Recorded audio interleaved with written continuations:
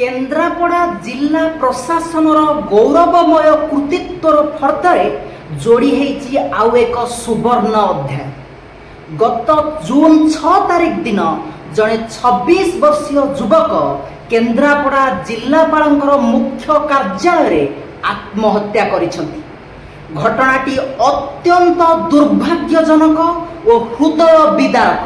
हेले सबुठारु बड़ दुखर कथा है घटनाटी को जो गंभीरता और संवेदनशीलतार सहित तदंत करा कथा ताहा एपर्यंत परिलिखित हेउनाही। केवल सस्ता और ऊपर ठाउरिया ढंगरे तदंत जारी रही। केउं परिस्थिति रे कहीं युवक आत्महत्या कले से विषय एपर्यंत कौनसी विशेष प्रमाण मिल पारि नाही।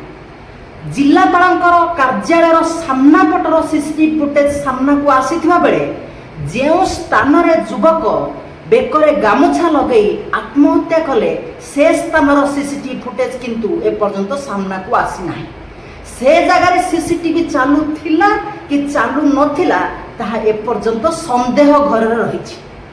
गणमाध्यम आगरे युवकंकर बापा कहिसंती जे काहेकि तांको पुआ आत्महत्या कले से विषय से जानी नाहंती। उच्चस्तरीय तदंत हेले ही केउं परिस्थिति रे तांको पुआ आत्महत्या करिछि ताहा सामना को आसीबो।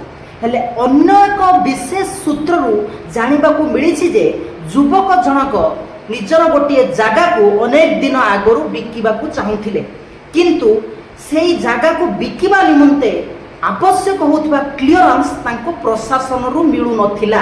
प्राय 6 मास धरी ए ऑफिस रु से ऑफिस ब्लॉक तहसील एवं जिलापाल कार्यालय को धाई धाई निराश ही युवक जनक शेष आत्महत्या करिया पई बाध्य होइछन्ति। किंतु मु आउ थरे कहबाकू चाहूछि एहा एक अनुमान यह जे सत्य से विषय कौन प्रमाण मिली ना किंतु प्राइमरीली जो जो कथा को अनुमान करा जाउची जो जो कारण से आत्महत्या करि पारंती बोली अनुमान करा जाउची ता भितरु यह एक प्रमुख अनुमान। यह को जिलापाल और सब कलेक्टर खंडन करि पारंती निजर डिफेन्स पाई।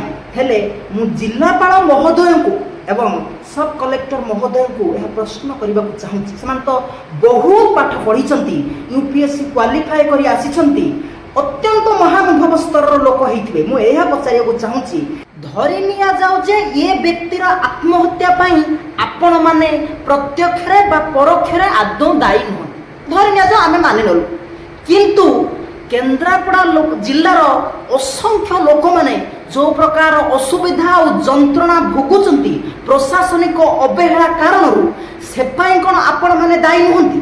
आपण माने संपूर्ण भाव में दायी। यूपीएससी क्वालिफाई कला बेले आपण माने बड़ बड़ कथा कहिके आस्थांती जे आपण माने सेवा करबा को आछंती किंतु एबे आपण देखंतु आपण मानकर सेवा को स्तरर केन्द्रापड़ा जिल्लार जेतिकिटी गोष्ठी स्वास्थ्य केन्द्र अछि आपण केते थर आसिकी तार अव्यवस्था देखिकी जाउछंती केते थर देखुचंती निजको पचारंतु। मुझे देखिली ए निकट रे जे राजकनिका गोष्ठी स्वास्थ्य केन्द्र रे स्ट्रेचर नाही लोक मानकू बुहाई कि नौचंती तांकर आत्मीय स्वजन माने हाथ रे हाथ छंदिकी दुईटी प्रमुख खबर कागज रे खबरटी मध्ये प्रकाशित हेछि। आपन पाखर ए कथा कोन पहुंची नाही। सिकुआ पंचायत रे ओळाभर पंचायत रो प्राय 4 जन पाखापाखि लोक एपर्यंत थाईलैंड रे रहिचंती फसिकी आसी पाउनांती निज देश को निज गाँ को फेरी पाउनांती ताको मालिक ताको छाड़ू नाही जोर जबरदस्त सेठी अटकई रखिची बिना पारिश्रमिक रे से माने खटुचंती। श्रम विभाग कौन करूची आपण माने एई भली स्तर जदि सेवा करिवे लोक खाली फ्रस्ट्रेटेड हेबे विषाद रे भरी जिवे जंत्रणा रे कांदी उठिबे। कागज पत्र काम देखंतु जमी बाड़ी कागज पत्र देखंतु लोक माने नयन होउचंती धाई धाई कि ये ऑफिस रु सी ऑफिस ब्लॉक तहसील आ जो लेवल रो करप्शन होउची इनजस्टिस होउची एक्सप्लॉयटेशन होउची सर आपण माने सेतिरु मुक्त हेई परिबे नाही। ता जो पापडा आपण करूजंती सेतिरु आदौ मुक्त हेई परिबे नाही। जेते शीघ्र इंट्रोस्पेक्ट करिवे सेते भलो। जेते शीघ्र लोक मानकु प्रशासनिक स्तर रे जो सब असुविधार सम्मुखीन होउचंती सेतिरु आपण जेते शीघ्र मुक्ति प्रदान करिवे लोक मानकु सहाय्य सहयोग करिवे ताहले आपनकर मंगल कर। मु जानि सब कथा जिलापाल निजे करि परिबे नाही। अनेक नेता मंत्री एमानकर चाप रहउची अनेक प्रकार करप्शन ऊपर स्तर रहउची। हां आमे ताको